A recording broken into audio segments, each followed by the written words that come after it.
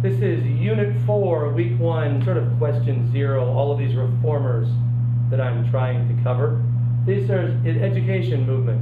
Horace Mann is the best known. There's so many schools named after him, it's like unbelievable. He was an abolitionist, educational reformer, founded a teachers' college, a school to train teachers in 1839. He lobbied hard, at first in Massachusetts, then into New York, that there should be a system of schools paid for by the government.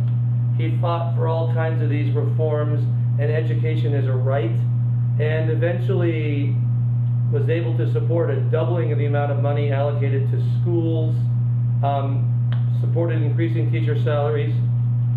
I like that idea. And the extent of the length of the school year. He's called kind of the father of the American Common School or American Public School movement. And the next is Dorothea Dix. In terms of mental health, she advocated for those who can't speak for themselves. In Massachusetts, she testified before the Massachusetts Assembly, unusual for a woman, and campaigned for humane treatment of prisoners.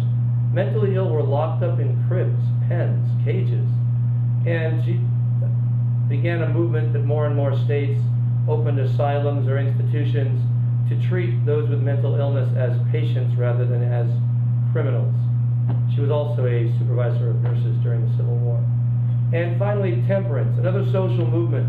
All of these heavily supported by women, and many of these movements crossing over. Temperance was the movement to end drinking, to ban drinking, heavily connected to the Protestant upswing in American culture and history, the do-good element movement, early 1800s, the Second Great Awakening, this movement back to emotional religions, and Protestants, along with an anti-Catholic bias against the newly arriving Irish.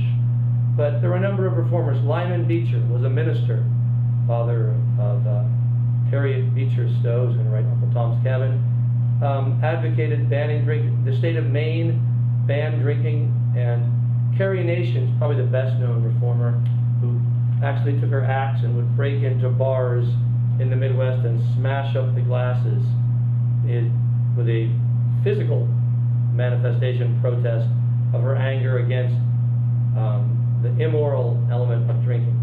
Anti-temperance was also a way of controlling men, so that's why it was heavily supported by women, because men were perceived as the main alcohol abusers, which is probably statistically true, but not exclusively, of course.